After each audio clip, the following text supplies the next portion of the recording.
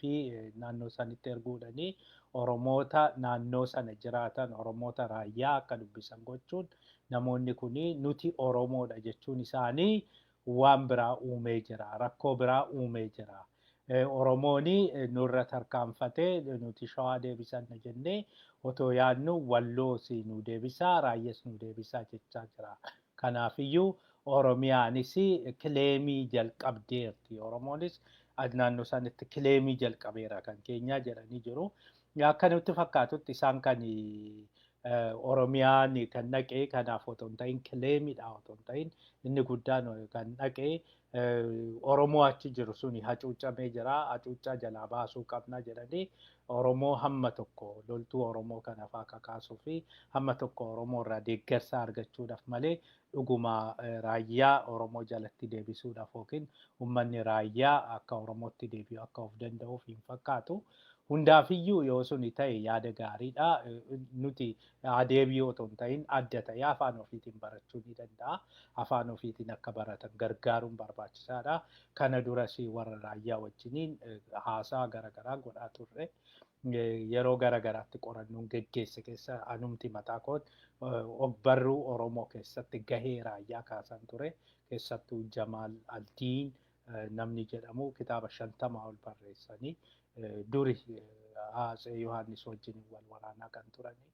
Isaanii dhumarra bara 1882 du'anii namni kun waa'ee Oromoo hedduu barreessanii nuti Oromoodhas jedhaniiti. Kanaafi ragaa baay'een kan argananii barreessan booda kan koo maastarsii yeroon hojjedhu teesisii koo irratti hundaa'anii warri raayyaas namoonni tokko tokkos waan baay'ee kaasanii ture akka inni jedhe anis isaan Aldiin Jamaal Aldiin kun Sheek Jamaal Aldiin akka abbaa ogbarruu Oromootti kananii ilaalu. Kanaafi kanaan egaa uummanni naannoo sanaa akka Oromootti identify of godha.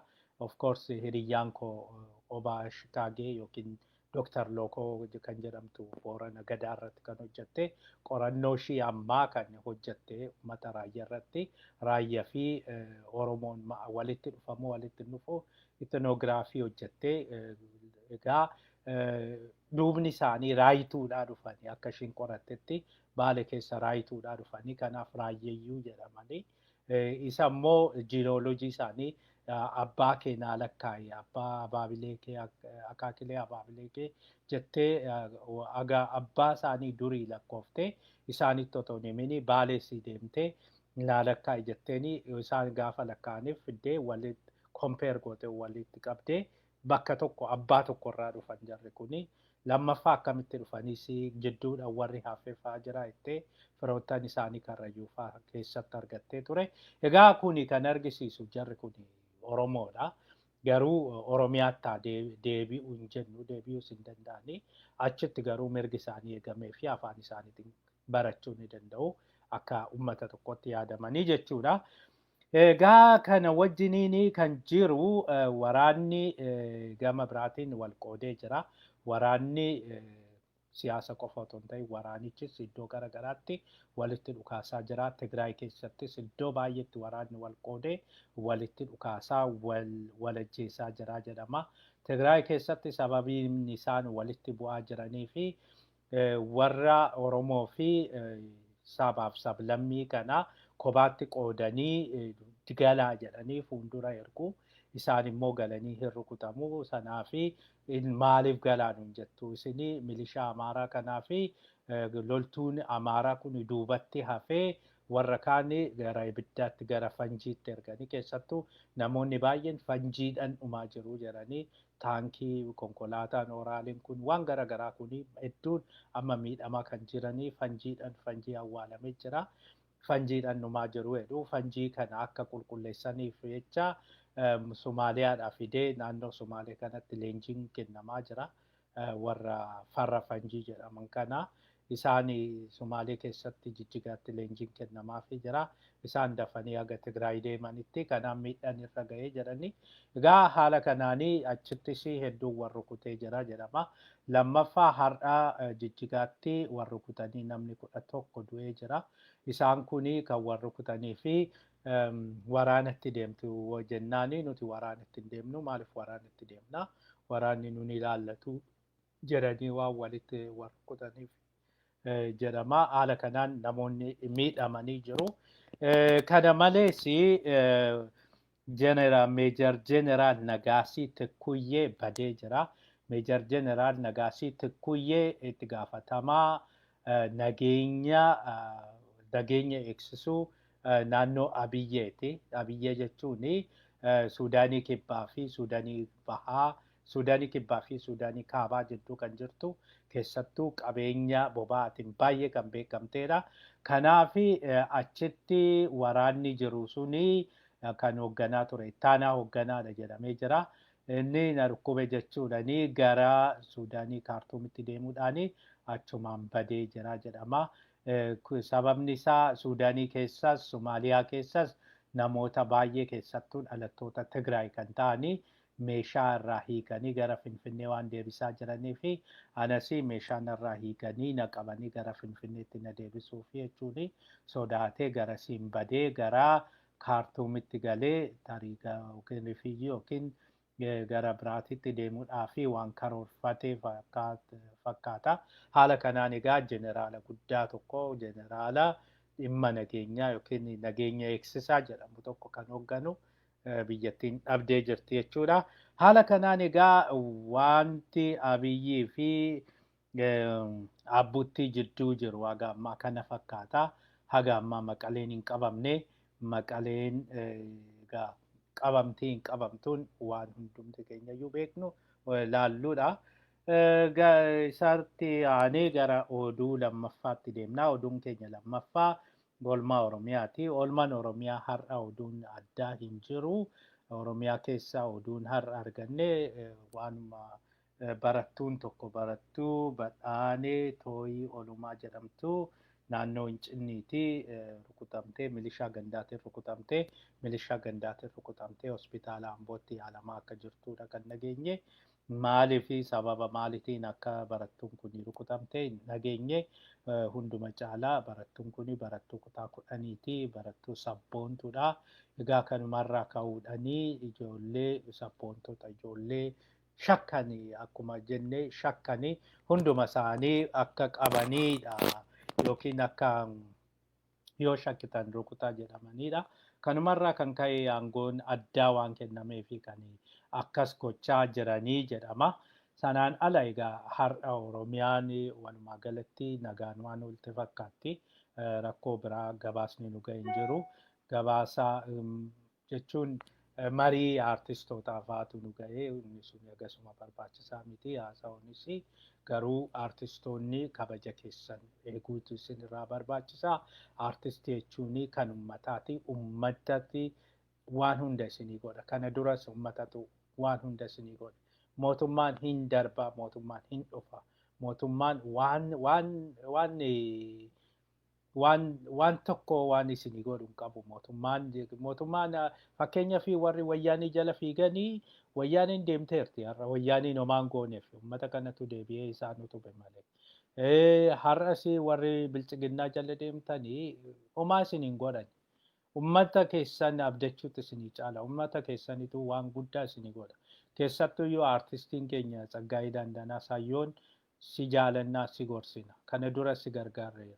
Yeroo ati dhukkubsattee jirtu adda dureedhanii yeroo sanitti warra si gargaare garee gargaarsaa sana warra si qindeessaa ture keessaa tokko anaadha. Aartistoonni biraas jiru. Yeroo sanatti baay'ee siif amaanee turre, siif rakkannee turre, si gargaarree turre. Hamma garuu rakkoo baay'eetu sirratti dubbatamaa jira. Aartistoota baay'eetu si komachaara, uummata baay'eetu si komachaara. Kanaafiyyuu otoo waan kanarraa deebitee gara uummataatti deebitee jenna gorsa obbolummaa si dhaamna yoo tarii hin dhageessa yoo ta'e aartistoonni baay'een akka qophii kana dhaggeeffatan quba qabnaa hin beekna warri nu qunnamtanis jira. Garuu hunduma caalaa aartist Tsaggaayeen egaa akka obbolummaatti si gorsina. Obbolummaa keenya wal gargaarsanii walii dhaabachuudhanii yeroo ammaa kanatti keessattuyyuu farra Oromoo ta'uudhanii warra Oromoon feene wajjiniin dhaabachuun sirrii miti. biltsiginnaa deeggaruun mirga keeti garuu namoota biraa kanaan qeequu hin qabdu. Kan namoota biraa dirqisiisuu hin qabdu, namoota biraa puush gochuu hin qabdu, waan hin taane dubbachuu hin qabdu. Yoo barbaadde miseensa isaanii taate maal gaate ofii keetii hojjechuu dandeessa. Egaa kanuma si gorsina. Gara oduu sadaffaatti deemna. Oduun sadaffaa keenya waa'ee waan araarri kun maalirra akka jirudha.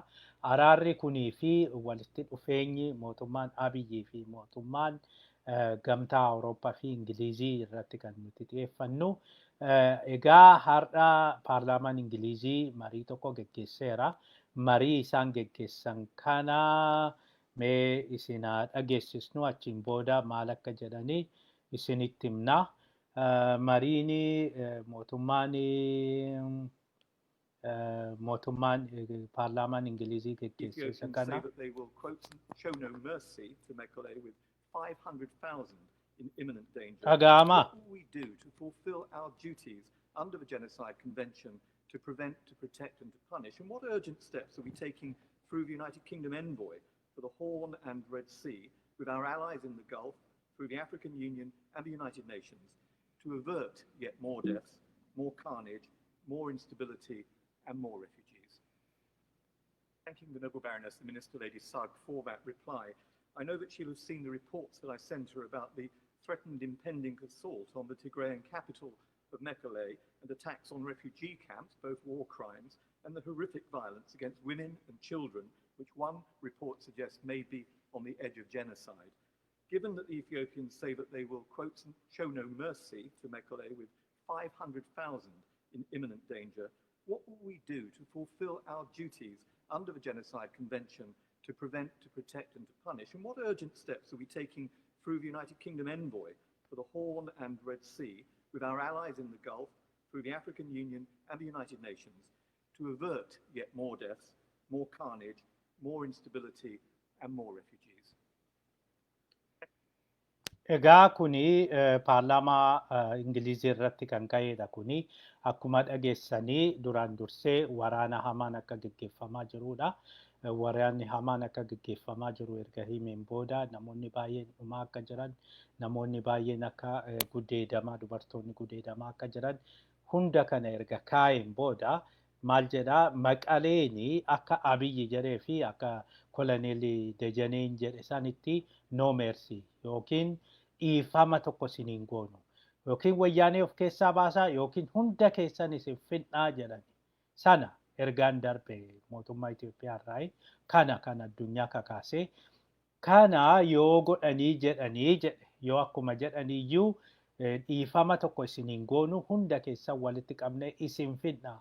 Abiyyis har'a ganama irra deebi'ee wanti inni jedhee yoo tokkollee argamee jedhe yoo isaan keessaa tokkollee bahee jedhee afaan Amaaraatiin kan kaa'e kana jechuun tokkoyyuu hin jiru jechuudha ergaan biraa. Yoo kana maal goonaa jedhee wanti inni kaa'ee jedhee warri galaana diimarra waraanni keenya galaana diimarra jiru konvooyiin nuti qabnu galaana diimarra jiru maal fakkaata? Waan badii kana jeenosaayidiin gaggeeffamuuf deema. Jeenosaayidiin tarii ni gaggeeffamoo ta'e jeenosaayidiin kun otoo hin gaggeeffamin otoo rakkoo guddaan hin ga'ini dafee keessa galuu danda'aadha kan inni gaafachaa jiru. Gama biraatiin nu qofaa miti warra nu wajjiniin michoota keenya wajjiniin jedha. Michoota keenya wajjiniin hiriyoota keenya wajjiniin hiriyoota jechuun alayaansiidha akka Ameerikaan fa'aa jiru. Neetoonis mataa isaatiin jira. Faransaay mataa isheetiin jirti. Isaan wajjiniin waliigallee dafnee Maqalee dhimma Itoophiyaa kana gara militariitiin gara Maqaleetti waraana keenya erginee duuti suni badiin suni akka raawwanne gochuu ni dandeenya. Kanaadha kan inni gaafachaa jiru. Karaa Afrikaa Yuuniyeeniitiinis waan kana gochuu dandeenya kan inni jechaa jiru. Karaa United Nationiitiinis maaltu godhame wanta kana of eeggannoon godhamaa jira itti yaadamaa jira kana kan inni gaafachaa jiru. Egaa kuni maal argisiisaa? Karoora akka qabanidha yoo tarii badiin kun siviiliyaaniin du'uun isaaniin oolu siviiliyaaniin rakkoo guddaan irra ga'uun oolu waar kiraayimii raawwachuu hin oolu. Kanaafiyyuu kana avert gochuudhaa fi dafnee waraanni keenya of eeggannoon haa dhaabbatudha kan isaan jechaa jiranii. Ingiliziinis kan jechaa jirtu.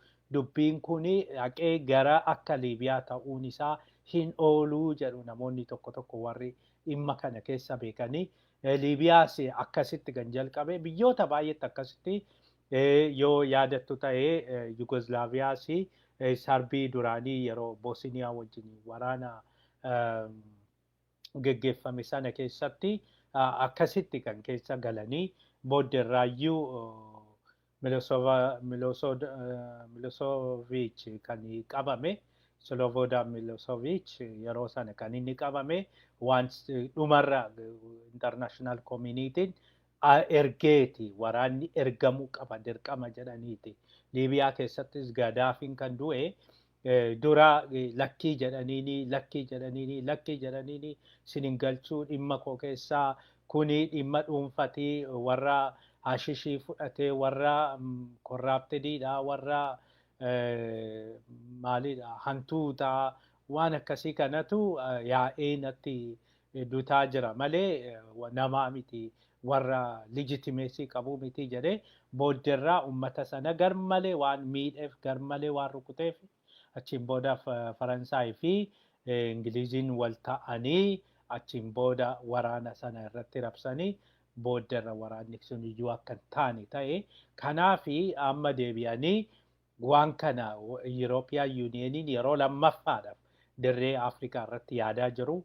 Amma Abiyyi akka didaa jiru kanaan akkasumatti deema taananii rakkoo guddaan akkasuma isa qunnamuu danda'a jenneeti yaadna. Mee kana wajjiniin gamtaan Awurooppaa maal jedhaa? Kan gamtaa Awurooppaas wajjumaan dhaggeeffannu. The situation in Ethiopia is urgent. The country's grip on peace is slipping with every passing day. Its leader, Abiy Ahmed, has a Nobel Peace Prize, but is refusing to pursue peace in his own country. I believe he should give that back. He's been a wolf in sheep's clothing, a reformer turned authoritarian. In the Tigray region, hundreds are already dead, with ethnic targeted violence and violations of human rights. Buildings and homes are shelled, and roads are blocked to humanitarian assistance. There are no telecoms, no internet or electricity, and millions face the threat of famine. In a country that once was a stabilizing factor and influence in a fragile region and a pivotal force in the fight against the spread of Islamic terrorism, tens of thousands of Ethiopians now cross the border to eastern Sudan to seek safety. Progress and development in Ethiopia was hard-won. We must do all we can to help prevent that progress from being lost forever. A looming civil war could destabilize the whole region and trigger another humanitarian crisis that could reach the shores of Europe. We must continue to call for international mediation and a ceasefire, as you have done this week, Mr. Borrell, but I would also stress that rarely does a crocodile yield to the roar of a toothless tiger. The EU provides large amounts of development assistance to Ethiopia, and we should consider using this and all available leverages to help de-escalate the conflict. Time is running out to salvage this situation and forge a path to free, fair, and transparent elections and ultimately to democracy. Nothing short of our most determined and resolute effort is needed. Thank you. Mr. Utien, 1 minute and a half, please. This less than a year since Prime Minister Abiy got the Nobel Peace Prize. Nobel Peace Prize doesn't mean that one can start acting in contrary after receiving it. Both sides need to immediately end the violence and contribute to a peaceful solution. And international observers must be able to access Tigray region.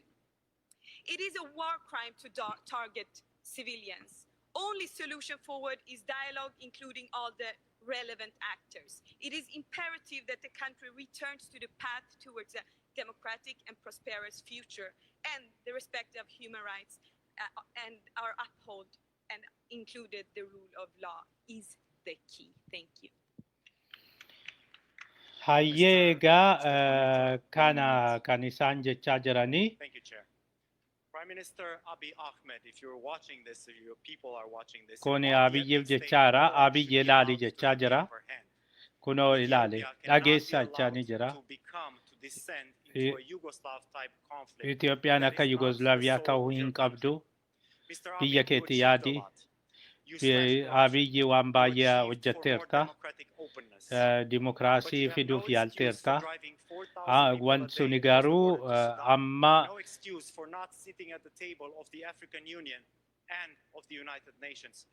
yakka akkasii hojjettee gara Afrikaa Yuuniyeenii deemuu hin dandeessu, United Nationii deemuu hin dandeessu.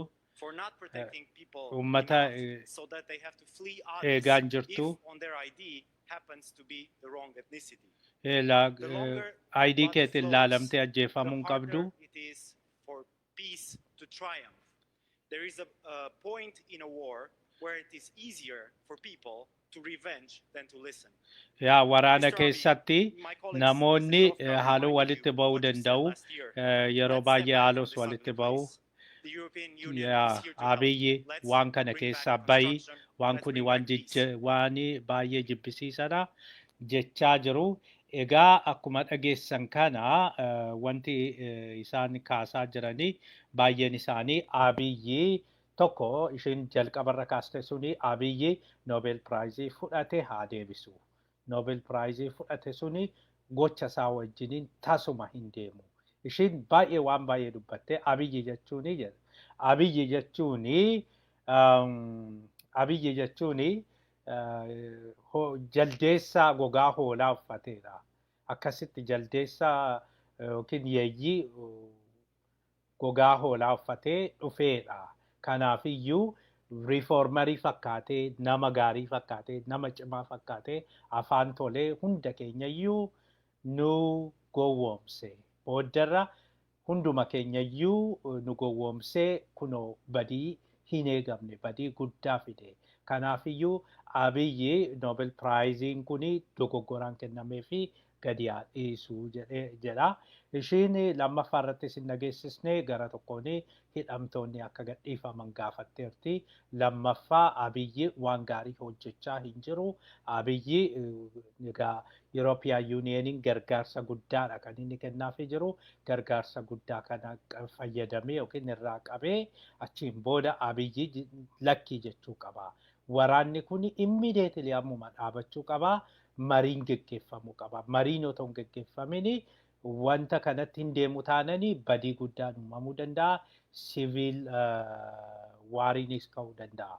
Waraanni walumaa galaa ga'uu danda'a. Kanaafiyyuu dhaabsisuu qabnaadha kan isaan jechaa jiranii. Egaa European Unionis ergaa guddaadha kan dabarse.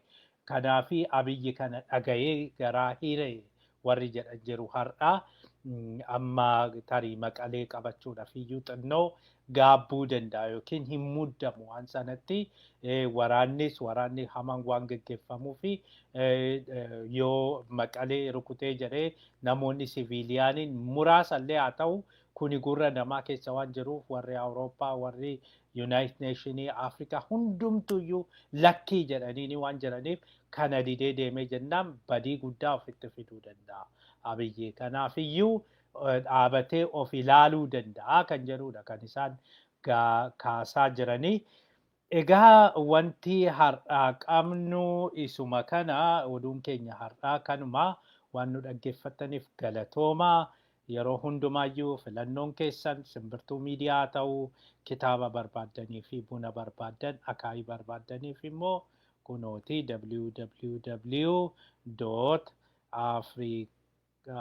www.african light book and coffee shop.com kunoo kana kanarraa egaa argachuu dandeessu. African Light Book and Coffee Shop websaayitiin keenya isa kana. Websaayitii keenya kanarraa argachuu dandeessu. Websaayitii kana gara websaayitii kana deematoo ajajadhaa ilaalaa waan barbaaddan nu ajajaa isinii dhiyeessina. Oduu gaggaaris immoo oduu ammayyaa, oduu ammaa, oduu ituu, oduu dhugaa ta'ee baalaansii ta'ee isinii dhiyeessina. Waan nu dhaggeeffattaniif galatoomaa. Warri ooltan nagaan oolaa, warri bultan nagaan bulaa. Yeroo hundumaayyuu filannoon keessan simbirtuu miidiyaa haa ta'u.